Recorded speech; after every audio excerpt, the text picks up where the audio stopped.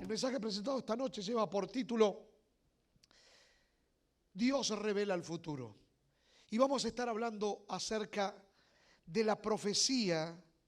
Vamos a iniciar nuestro recorrido por este sendero profético, que es uno de los senderos más interesantes por donde nosotros podamos transitar en cuanto a los temas que presenta la Sagrada Escritura.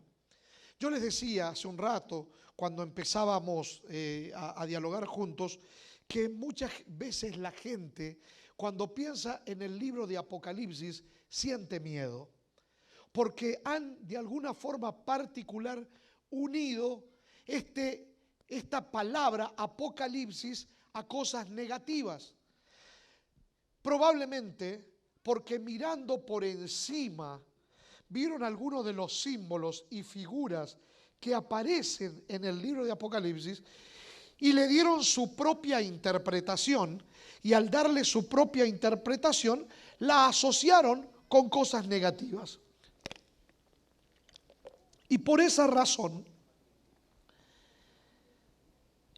a la palabra Apocalipsis le han terminado dando una connotación negativa. Déjeme decirle que la palabra Apocalipsis no es una palabra de nuestra lengua latina o hispana. Tampoco es una palabra de origen inglés. La palabra Apocalipsis es una palabra de origen griego y tiene un significado muy particular, que está muy lejos de ser el que le hemos dado nosotros adoptándola en nuestro lenguaje español. Y me explico mejor. Dígame la verdad, si alguna vez usted no escuchó a una persona decir así: óyeme, este mundo cada vez está peor, se viene el apocalipsis. ¿Ha escuchado alguna vez alguien decir una frase parecida a esa? O alguien que diga: óyeme, me está yendo cada vez peor, parece que se vino el apocalipsis a mi vida. ¿Han escuchado alguna vez algo así? ¿Alguien que se expresa de esa manera? O como por ejemplo escuchaba yo un día a un muchachito, a un joven que contaba cuando él era más joven y era muy travieso y se escapaba de su mamá y se subía a un árbol porque si no lo hacía se le venía el apocalipsis encima. Así decía él. Eso para graficar que le iban a pasar cosas malas. Y es así como esa palabra apocalipsis se filtró dentro de nuestro lenguaje, dándole una connotación negativa. Otra cosa que la gente tiene como presuposición, una presuposición no deja de ser un preconcepto también acerca del libro de Apocalipsis, y es que el libro de Apocalipsis no se puede entender, que es un libro sellado, cerrado, y que algún iluminado por allí a lo mejor puede captar algo. Eso es lo que muchos en el transcurso de la historia también han presentado con relación a este libro. Sin embargo, cuando nosotros vamos a la raíz de la palabra Apocalipsis y leemos lo primero que aparece en el libro, se derrumban totalmente estos argumentos, preconceptos o teorías que la gente puede tener con relación a la palabra y al libro. Me explico mejor. Les decía que Apocalipsis es una palabra de origen griego y tiene un significado, tiene una traducción que nosotros le podemos hacer a nuestra lengua española o hispana. La palabra Apocalipsis en el lenguaje original significa o quiere decir nada más y nada menos que revelación. A ver, diga conmigo, revelación. Eso es lo que quiere decir Apocalipsis. Y eso derriba el preconcepto o la teoría de que Apocalipsis es un libro sellado, cerrado, imposible de entender. Porque si no, no sería revelación, sería ocultamiento, o el secreto, o lo oculto. ¿Me va siguiendo? En vez de eso, el título que se le da al libro es revelación. ¿Qué cosa es revelación? Revelar algo significa mostrar algo que no se veía, entender algo que no se entendía, presentar algo que se quiere que se entienda. Yo estoy revelándoles esto, dice alguien. Les estoy mostrando, les estoy diciendo para que lo sepan. Eso es lo que significa la palabra Apocalipsis. Y esa expresión, revelación, no es la revelación acerca de algo, no es la revelación de cosas, no es la revelación, insisto, de algo, sino de alguien. El autor del libro, en el primer párrafo, en el primer versículo de su escrito, nos dice revelación de quién es ese libro. En el capítulo 1, verso 1 del libro de Apocalipsis, Juan, el autor, dice así, que este libro es nada más y nada menos que la revelación ¿de quién? De Jesucristo.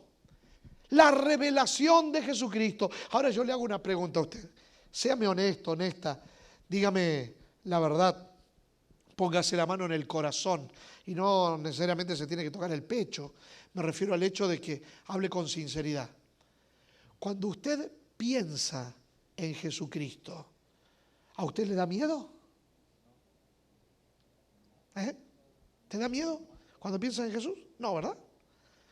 Cuando piensas en Jesús, ¿te dan ganas de esconderte debajo de la cama? Cuando piensas en Jesús, ¿vienen a tu mente pensamientos negativos? Cuando piensas en Jesús, ¿miras hacia el futuro y no quieres que nunca llegue? ¿O cuando piensas en Jesús te da alegría? Cuando piensas en Jesús te da paz. Cuando piensas en Jesús y miras hacia el futuro, lo miras con esperanza. ¿No te pasa eso? Entonces, si Apocalipsis significa revelación y es la revelación de Jesucristo, entonces Apocalipsis tiene que hablarnos de cosas positivas o negativas, de cosas buenas o malas, de cosas que nos van a dar miedo o nos traerán esperanza, de cosas que nos van a hacer no querer que llegue el futuro o ansiar para que el futuro llegue ya, porque son buenas noticias. ¿Me va siguiendo? Entonces Apocalipsis no es un libro negativo, como mucha gente piensa. Y la palabra Apocalipsis no puede ser asociada a cosas negativas, porque Apocalipsis significa revelación, y no es cualquier revelación, sino la revelación de Jesucristo. Y es la revelación de Jesucristo en dos dimensiones, déjeme decirle. La primera dimensión, tocante a su persona, tocante a lo que Él es, tocante a su autoridad, soberanía, poder, majestad, capacidad. Te voy a explicar esto de esta manera. El autor del libro de Apocalipsis se lo identifica con el nombre de Juan. Juan es uno o fue uno de los discípulos más cercanos de Jesucristo. ¿Has leído alguna vez la Biblia o has leído acerca de Jesús y la historia de Jesús y sus discípulos? Cuando tú has leído o has escuchado o has visto alguna película de las famosas que se hicieron acerca del Señor Jesús, por ejemplo, hay una película que fue muy famosa por allí por los años 70 y 80 que se la conoce con el nombre de Rey de Reyes, no sé si la llegaste a ver, u otra que se llamaba Jesús de Nazaret, muy lindas películas que la gente miró y aprendió acerca de Jesús. Bueno, cuando tú aprendes un poco acerca de Jesús, sabes que Jesús tenía mucha gente que lo seguía, pero tenía 12 personas que estaban muy cerca a él. Y esos 12 eran llamados los discípulos. Ahora, los que han leído un poquito más, dentro de los 12 discípulos, habían 2 que eran los más cercanos de Jesús. Los que leyeron un poquitito más, díganme los nombres de esos dos. Uno era Pedro y el otro era Juan. ¿Cuál Juan? El que escribió el libro de Apocalipsis. Juan, cuando conoció a Jesús, tenía 19 años. Era un muchachito, un jovencito. Y era un jovencito impetuoso, era un jovencito explosivo, impulsivo. Tanto que Jesús le puso por sobrenombre el Boanerges. ¿Qué es eso? El hijo del trueno.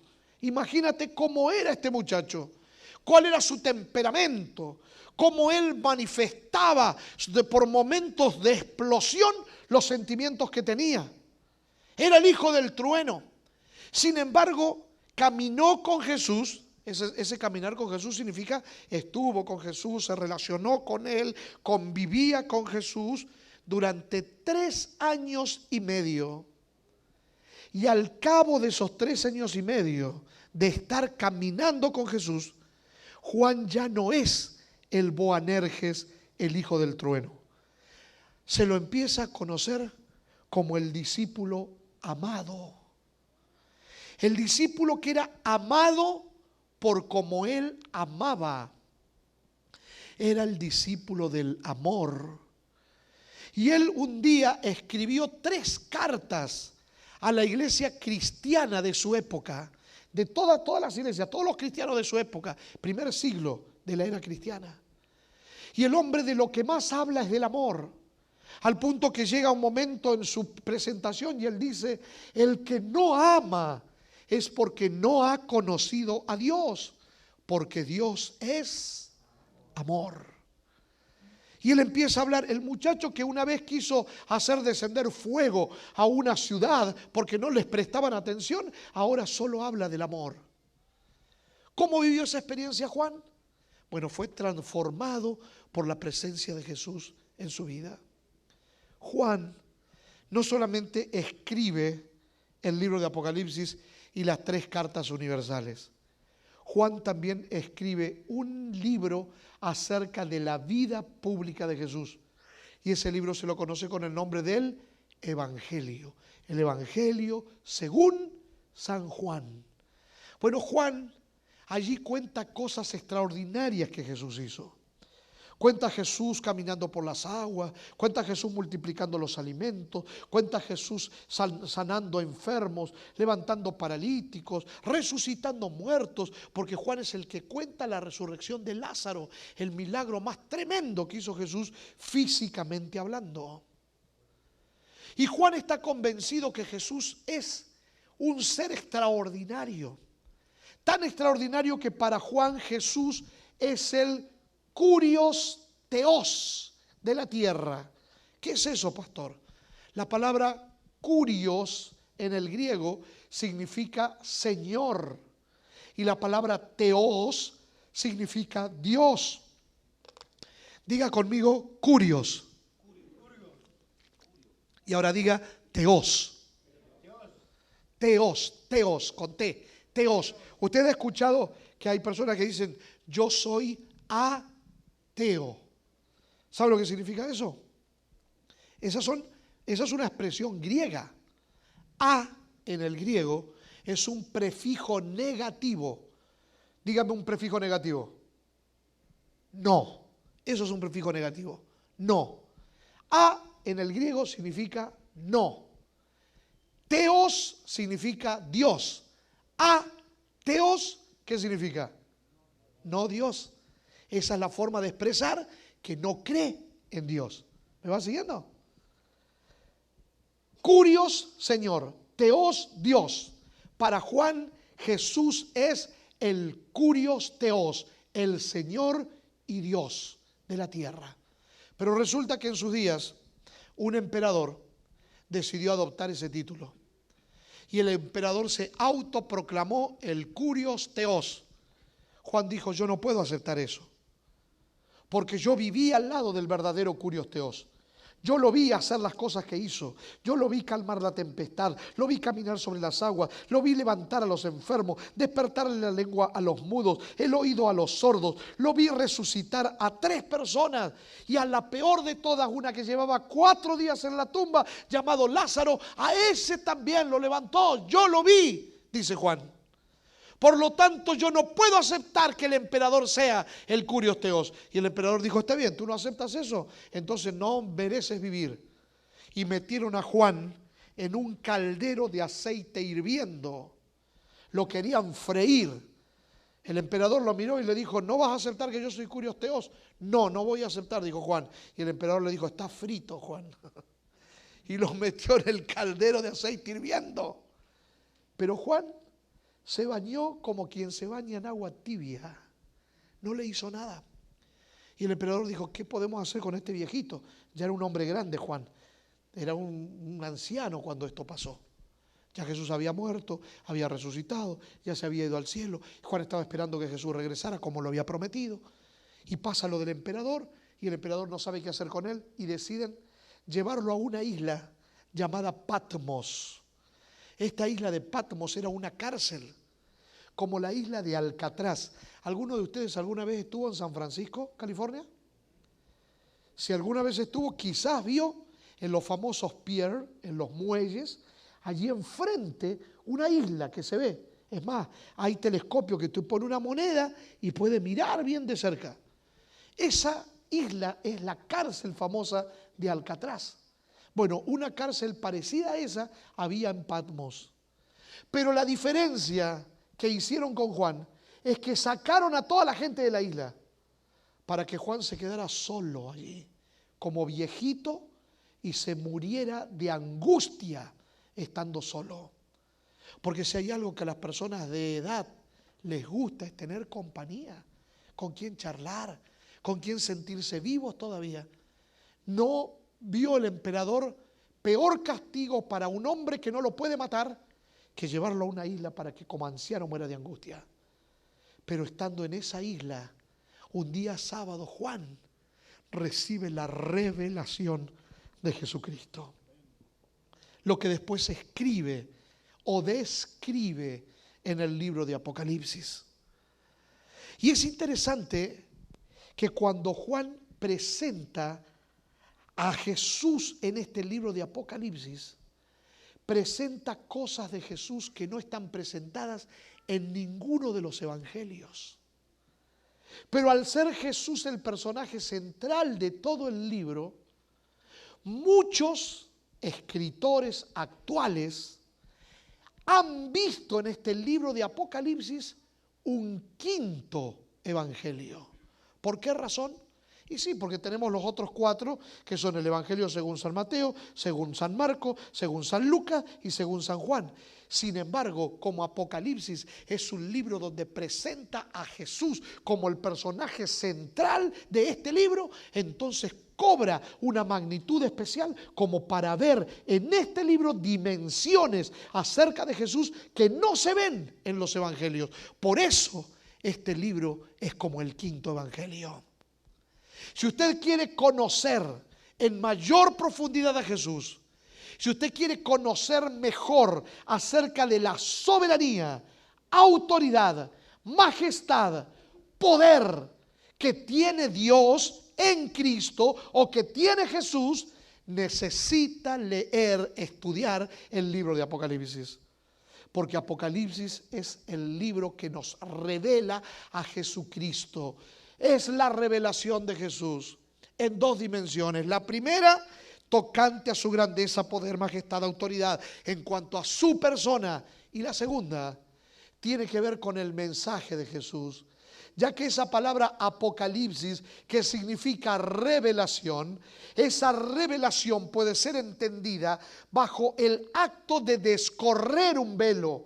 Usted quita la cortina para ver lo que estaba ahí atrás y no se veía con claridad. Es el acto de descubrir lo que estaba oculto para que se vea lo que no se veía, para que se entienda lo que no se entendía, para que se pueda ver lo que estaba allí y no nos habíamos dado cuenta. Por esa razón el libro de Apocalipsis es muy relevante para los hijos de Dios. de todas las épocas, de todos los tiempos, pero de forma muy especial y particular a los que viven en este tiempo tan significativo de la historia humana.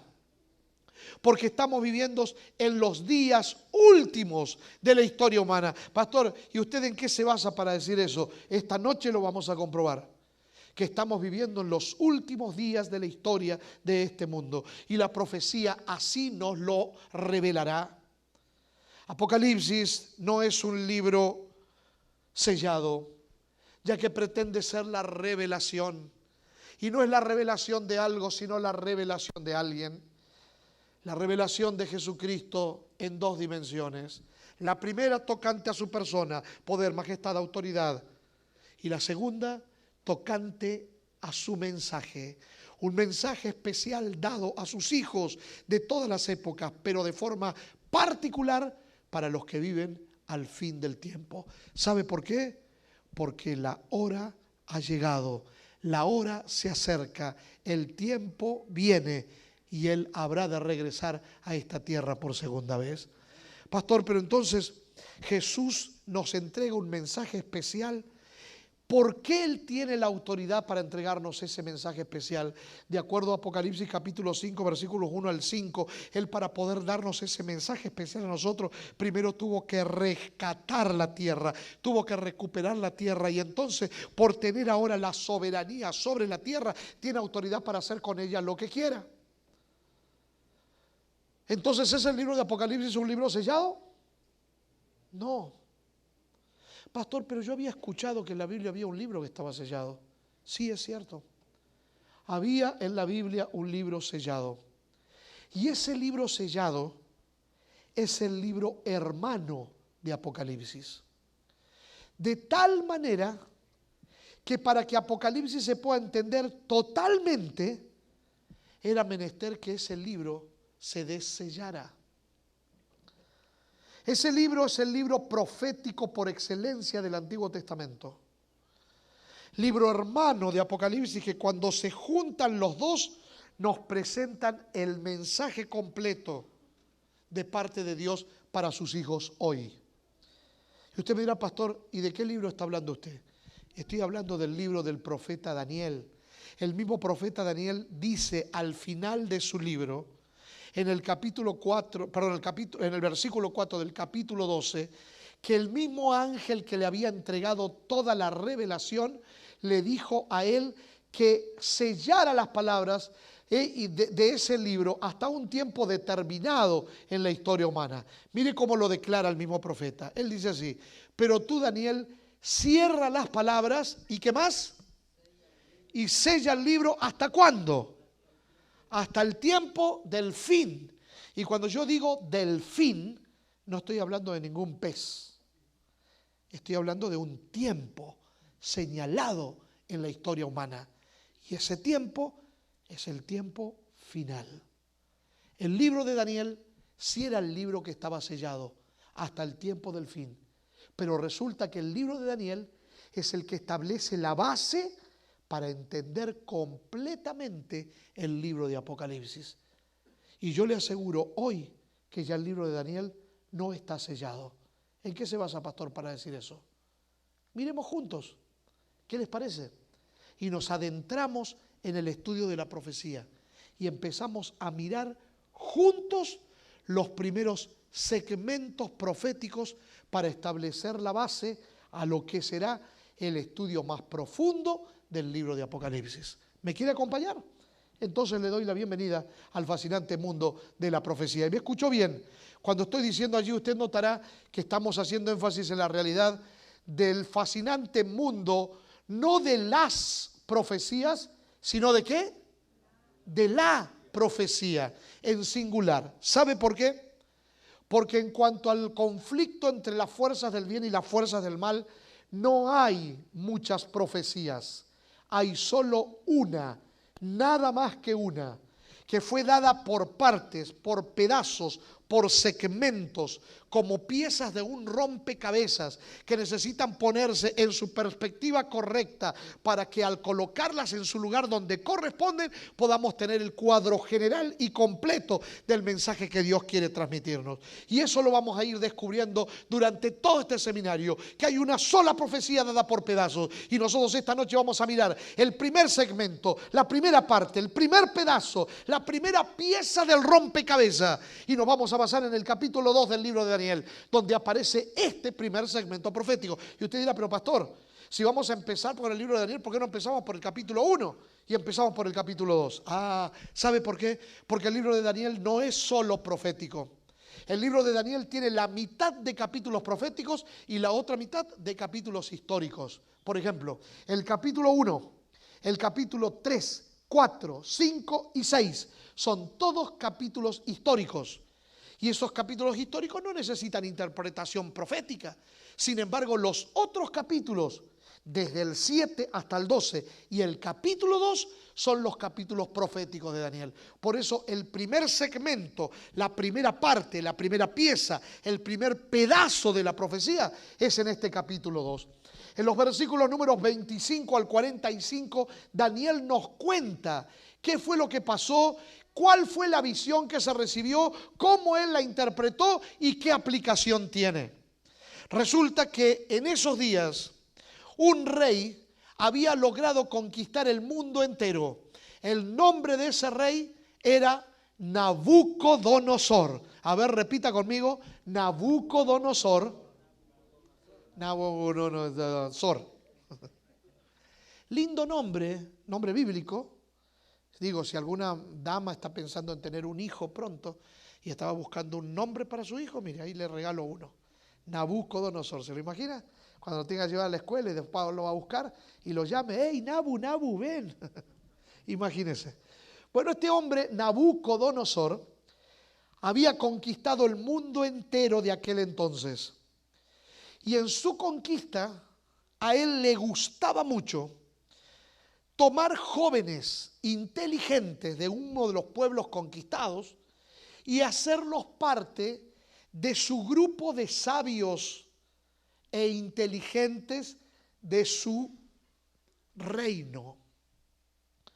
De esta manera, Nabucodonosor demostraba que lo que el mundo necesitaba para hacer un mundo mejor era implementar las creencias de Babilonia, que era el nombre del pueblo al que él pertenecía, el imperio que él construyó.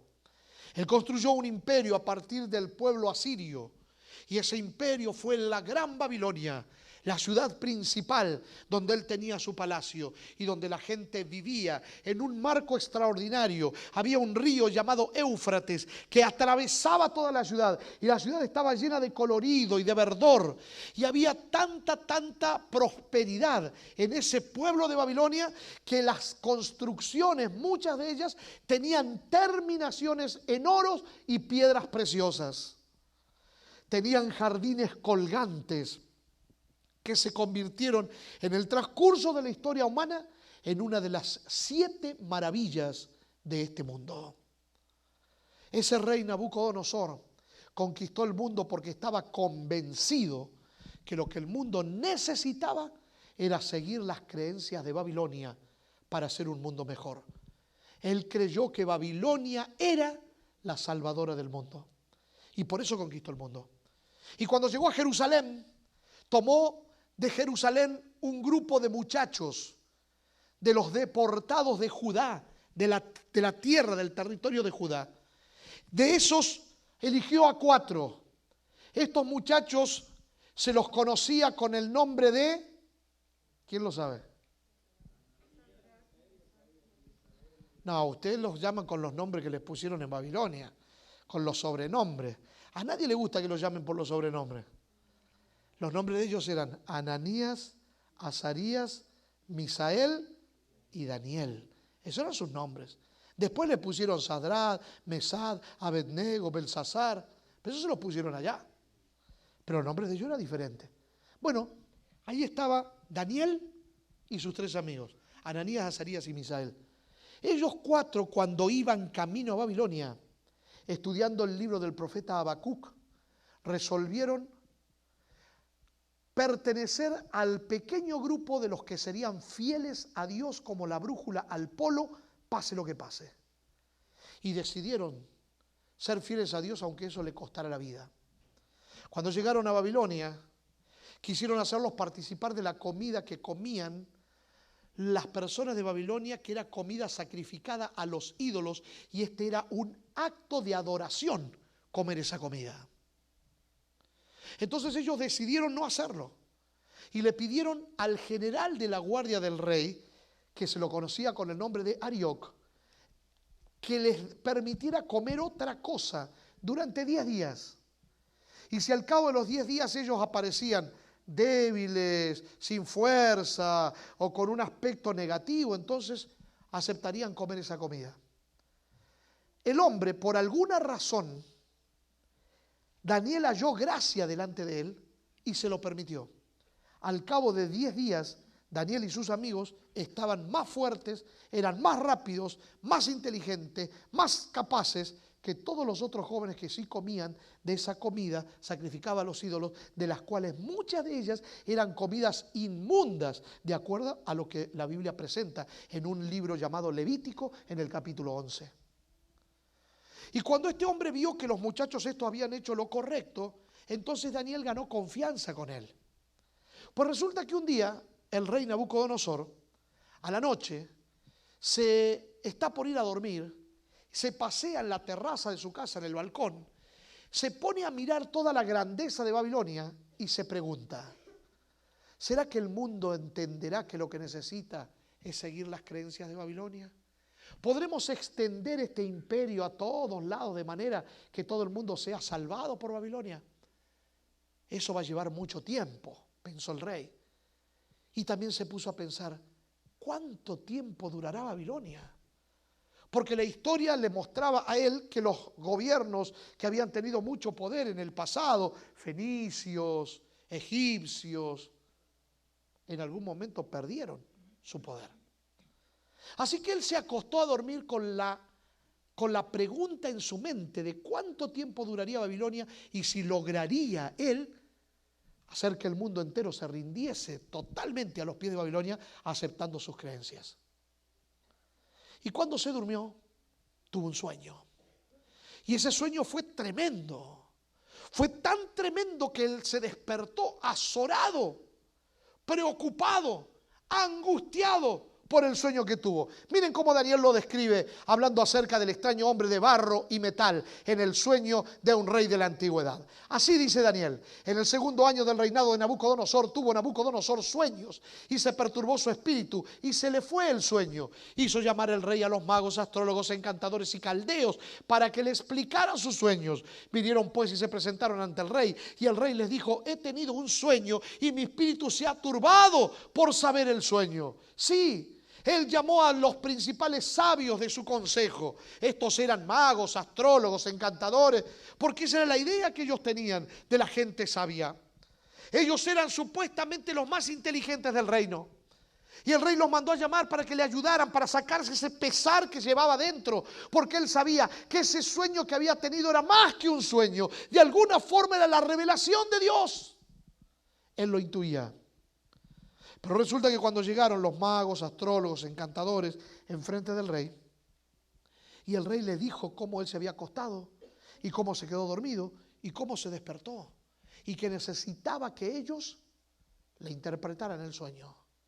Entonces ellos le dijeron: a ver, rey, cuéntanos el sueño y nosotros te daremos la interpretación. Pero resulta que el rey Nabucodonosor, que era un fiel seguidor de Mario Moreno Cantinflas.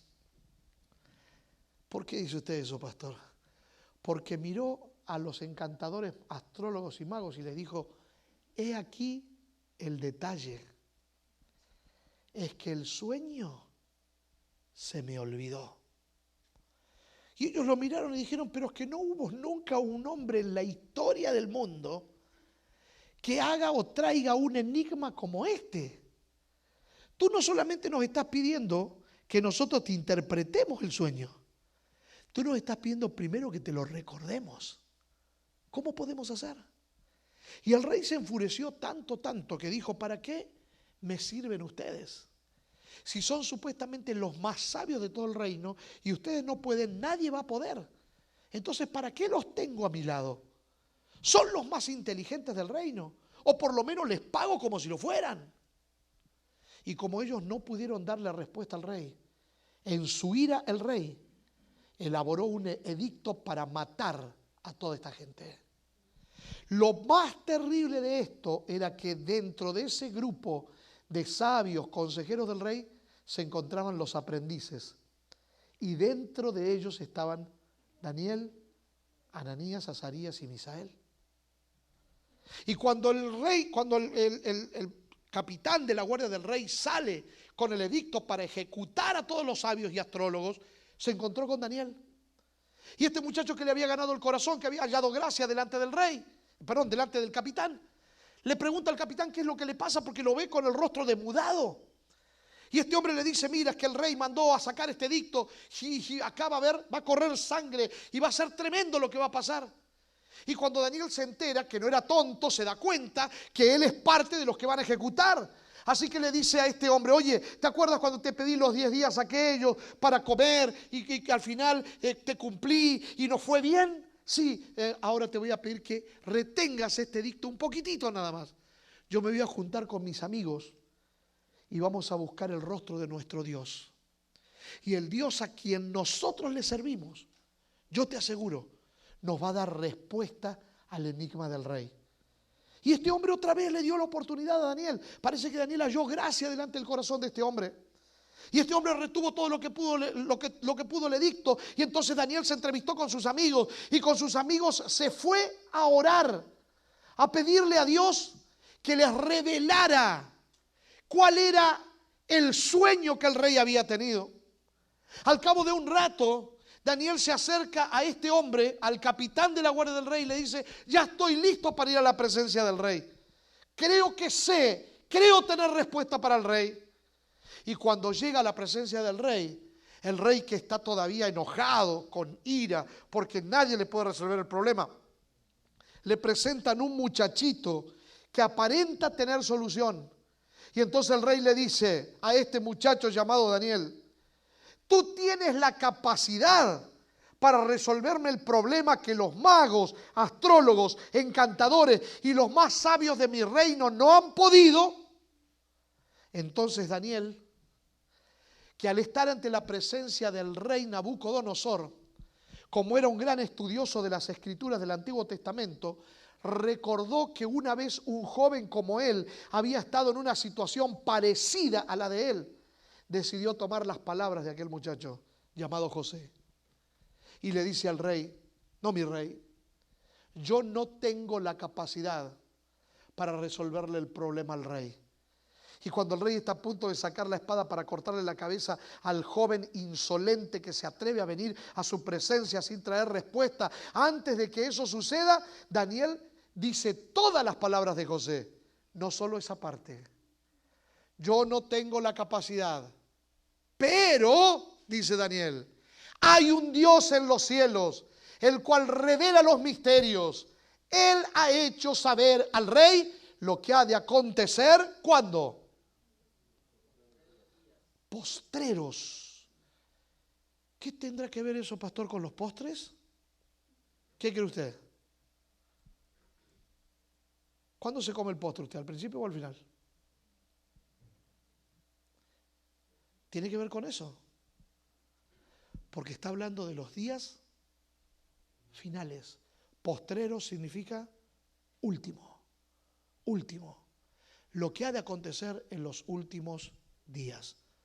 Y entonces Daniel le dice al rey, rey, tú te acostaste a dormir queriendo saber qué iba a pasar con Babilonia. Y el Dios del cielo te dio una respuesta. Y en esa respuesta Él te la presentó a través de una visión. En esa visión tú veías una estatua imponente, compuesta de diversos metales. La cabeza era de oro, los brazos y pechos eran de plata, el vientre y muslo eran de bronce, las piernas eran de hierro y los pies eran en parte de hierro y en parte de barro cocido de alfarero. Y mientras tú estabas mirando esa estatua imponente que te causó admiración, mientras tú la mirabas, mientras tú la observabas, de momento una mano invisible cortó una roca. Y esa roca vino con ímpetu sobre esa estatua imponente. Y esa roca terminó golpeando a la estatua en los pies.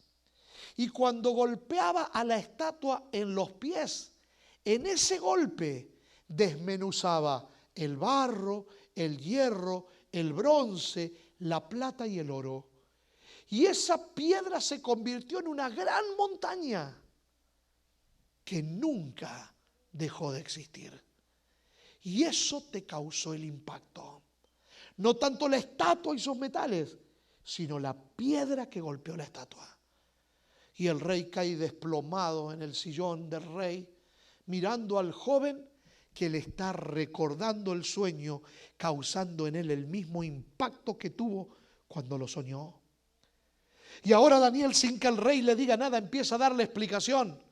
Oh rey, tú querías saber qué iba a pasar con tu reino. Dios te mostró lo que iba a pasar, no solamente con tu reino, sino con la historia de la humanidad, desde los días tuyos, desde tu tiempo, desde tu reinado, desde tu gobierno, hasta el día en que Él levante su propio gobierno. Y entonces empieza a decirle al rey que cada uno de los metales que representaban la estatua a la vez representaban a un poder que gobernaría la tierra así como él lo había gobernado. Y entonces le dice: rey, tú eres aquella cabeza de oro. Esa cabeza de oro te representa a ti. Y qué mejor que utilizar el oro para representar la grandeza de Babilonia, sus jardines colgantes, las bellezas de su reinado, de su reino. Nabucodonosor deseaba que Babilonia durara para siempre, pero la composición de la estatua decía que ese metal de oro dejaría de ser para darle lugar a un nuevo metal. Y ese nuevo metal representaba otro imperio que vendría después. Babilonia tuvo su reinado de los años 605 a.C. hasta el año 539 a.C., cuando entonces vendría o surgiría el segundo imperio, representado ahora por los brazos y pechos de plata, porque así Daniel se lo interpretó al rey.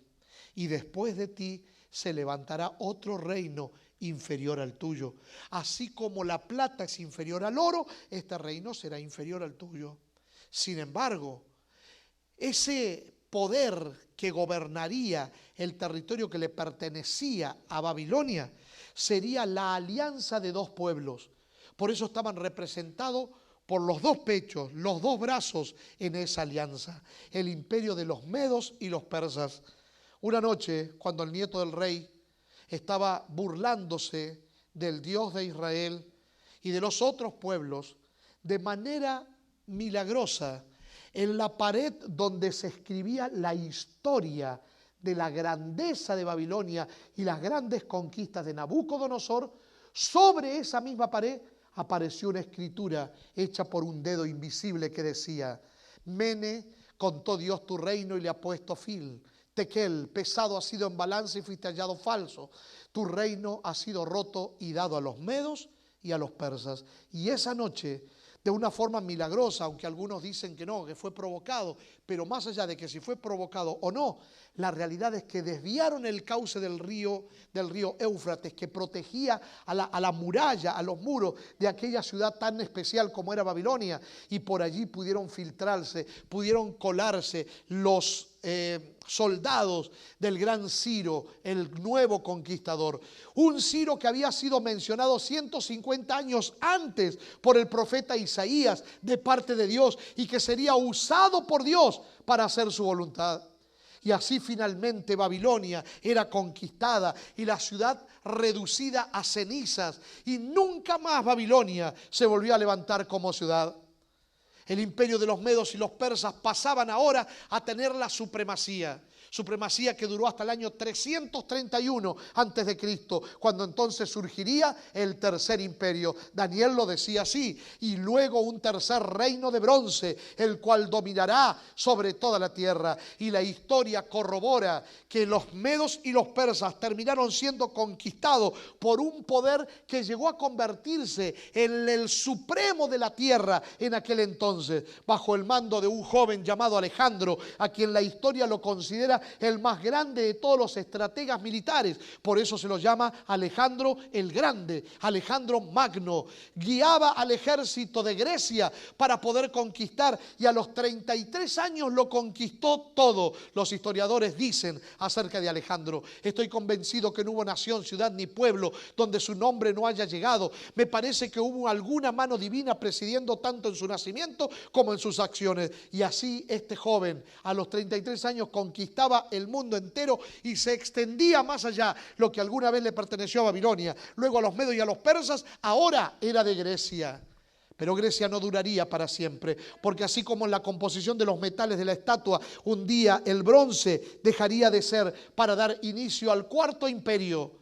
Grecia duró desde el año 331 hasta el año 168 a.C., cuando surgió el cuarto imperio, representado por las piernas de hierro.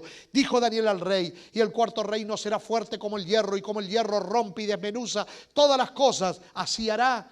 Y así fue como, bajo el mando de un hombre llamado Julio César, llegaba Roma a la suprema conquista, y el mundo entero se rendía ante este imperio, que fue el imperio que más tiempo duró en el escenario político y profético mundial. Más de 600 años de hegemonía. Desde el año 168 a.C. hasta el año 476, que se termina dividiendo, resquebrajando en las 10 tribus bárbaras que tomaron el control del territorio de Roma. Pero así pasaba el cuarto imperio. Alguien dijo acerca de este poder: las imágenes de oro, plata y bronce que pudieron servir para representar a las naciones y sus reyes fueron sucesivamente quebrantadas por la férrea monarquía de Roma. Pero Roma también un día dejaría de ser. Daniel le dijo al rey: y lo que viste de los pies y de los dedos, en parte de barro cocido de alfarero y en parte de hierro, será un reino dividido. Así fue como el imperio romano se resquebrajó en 10 tribus bárbaras: los germanos, burgundios, francos, lombardos, sajones, suevos, visigodos, érulos, vándalos y ostrogodos. Las 10 tribus bárbaras resquebrajaron el imperio, representado por los 10 dedos de los 2 pies de la estatua que vio el rey en aquella visión o en aquel sueño que tuvo aquella noche y que Daniel le interpretó. El mundo ahora quedaba dividido, y Daniel le explicaba que nunca más se volvería a formar un imperio como ese. Y así como viste el hierro mezclado con barro, se mezclarán por medio de alianzas humanas. A través de alianzas humanas intentaron reedificar el imperio, pero no se unirán el uno con el otro, como el hierro no se mezcla con el barro cocido. Y mira que muchos lo intentaron.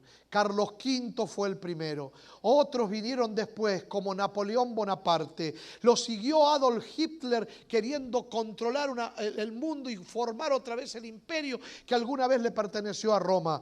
Muchos trataron, pero nadie lo logró. Hasta incluso hace unos años las comunidades europeas de naciones se juntaron pretendiendo otra vez unificar todo lo que alguna vez fue el imperio romano, por lo menos en lo económico, celebrando una sola moneda para toda Europa. Sin embargo, Inglaterra no participó, Suiza no participó y no pudieron lograr el objetivo. Y hoy son más los que se están saliendo del mercado común europeo. Muchos lo intentaron, pero no se unirán. Así como el barro no se mezcla con el hierro, lo decía la palabra de Dios. El rey Nabucodonosor escuchaba a Daniel presentar todo esto, y ahora venía lo mejor. Porque si bien es cierto que todo lo que Daniel le había mostrado le había recordado al rey y le había interpretado al rey, de alguna manera le hacía sentido, más quería saber qué fue lo que pasaría después. Porque si bien es cierto que el sueño es verdadero y era fiel su interpretación, tan fiel la interpretación como la piedra aquella que golpeó a la estatua. Por eso Daniel no podía dejar de lado ese detalle, porque era lo que más impacto causó al corazón del rey. Y le dijo: y en los días de esos reyes el Dios del cielo levantará un reino que jamás será destruido, ni será el reino dado a otro pueblo. Desmenuzará y destruirá todos los reinos, pero él permanecerá para siempre. Y ese reino representaba nada más y nada menos que el regreso del Señor Jesucristo a esta tierra, el reino sempiterno de Dios, esa roca cortada por mano invisible que viene a desmenuzar el oro, la plata, el bronce, el hierro, el barro, que representan la historia humana desde los días de Nabucodonosor. Porque el único que puede hacer un cambio verdadero, significativo a este mundo, no son los gobiernos políticos de esta tierra. El único que puede traer un cambio verdadero, un cambio significativo, un reino de verdadera justicia y equidad, es el gobierno de nuestro Señor Jesucristo, representado por aquella roca que representa a Jesús. Él es la roca. Lo dice en toda la Escritura. Mis queridos amigos y hermanos, todo lo que Daniel le dijo al rey se cumplió al pie de la letra, a la perfección. Solamente falta un detalle más que se termine de cumplir. Y digo detalle, aunque se trata del evento más grande de la historia humana. Digo detalle porque así como se cumplió todo, para Dios no le cuesta nada terminar de cumplir esto también. Pastor, ¿y por qué todavía no se ha cumplido? ¿Por qué el Señor retarda su promesa? No, Él no retarda su promesa según algunos la tienen por tardanza, sino que es paciente con todos nosotros, no queriendo que ninguno perezca, sino que todos procedan al arrepentimiento. Porque la realidad del regreso de Jesús no tiene que ver tanto con Él como con nosotros. ¿En qué sentido? Si fuera por Él, Él ya hubiera venido. Pero Él quiere salvar a todos y nos sigue dando oportunidad y nos sigue dando esperanza y sigue teniendo los brazos abiertos esperándonos.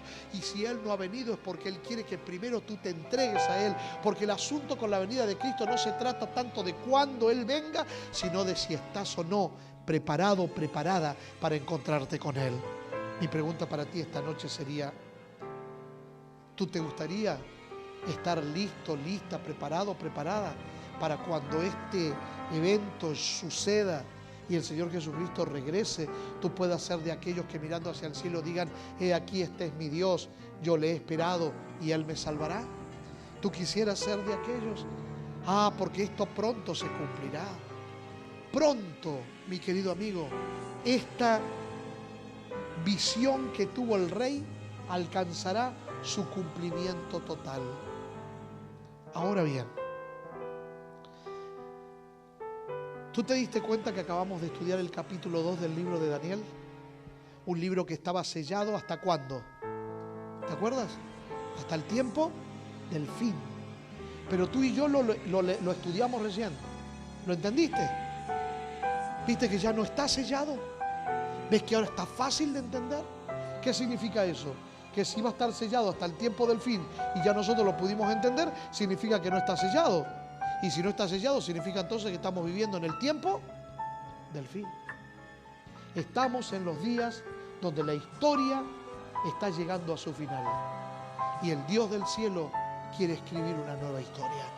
Habrás de ser de aquellos que se pongan de su lado, de su parte, y estén dispuestos a dejarse guiar por Él, para que entonces seas parte de esa nueva historia que Él quiere contarnos. Ahora, pastor, Dios le mostró al rey Nabucodonosor toda la historia humana desde los días de él hasta el regreso de Jesús. Pero resulta que la composición de la estatua llega hasta el año 476 después de Cristo, cuando se divide el imperio en las 10 tribus bárbaras, los 10 dedos de los pies. ¿Por qué de allí da un brinco la historia hasta el fin de los días? ¿Es que Dios no tenía más nada para decir? Sí, Dios tenía muchas más cosas que decir. Lo que pasa es que no las podía decir todas de una sola vez, porque no hubiese quien hubiese recibido tanta revelación, ni tampoco hubiese quien la pudiese interpretar. Por tal razón Dios tuvo que dar la profecía por pedazos por piezas, por segmentos, como partes de un rompecabezas que nosotros vamos a ir armando durante estas 11 noches u 11 días que vamos a estar estudiándola. Así que no te pierdas lo que viene, porque mañana tú y yo vamos a ver cómo Dios trabaja al entregarnos nueva información. Mañana vamos a aprender 3 cosas. Primero vamos a aprender la forma correcta de interpretar la Biblia, el principio de interpretación bíblica por excelencia. Segundo, vamos a aprender cómo Dios trabaja con la revelación, cómo Dios hace para entregarnos nueva información. Y tercero, vamos a aprender a conectar esas piezas al rompecabezas. Vamos a descubrir cómo se hace y vamos a poder empezar a tener un cuadro más amplio. Mañana vamos a compartir el mensaje titulado La escena se agranda y tú vas a ver cómo se empieza a manifestar otras cosas tan especiales que van a atrapar tu corazón. No te pierdas el mensaje de mañana. Pero mientras mañana llega, ¿no te parece a ti que sería bueno pedirle al Señor que nos ayude a estar listos cuando esa estatua se caiga y la piedra llegue y el Señor Jesucristo regrese a esta tierra por segunda vez? ¿Cuántos quisieran pedirle al Señor que nos ayude a estar preparados? Los que quieran hacerlo, pónganse de pie, por favor. Vamos a pedírselo juntos.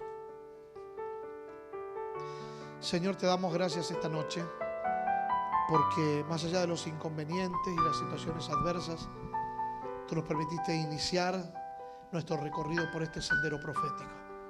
Y hemos podido estudiar este primer segmento profético como es el capítulo 2 de Daniel y lo hemos podido entender bien, confirmando así la idea que estamos en el tiempo final. Ayúdanos a que podamos dejarnos guiar por ti para seguir aprendiendo cada noche en este seminario. Ayúdanos a invitar a otras personas a que vengan a escuchar. Ayúdanos a llamar a los hermanos que hoy no están y que necesitan escuchar.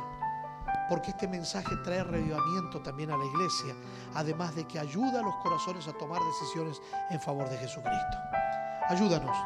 Nos ponemos en tus manos para que nos prepares, para que cuando Jesucristo venga seamos de aquellos que estén dispuestos a estar de su lado. Bendícenos para que así sea. Ahora acompáñanos a retirarnos de aquí, llévanos a comer a nuestro hogar y tráenos mañana para seguir aprendiendo más y más de tu palabra.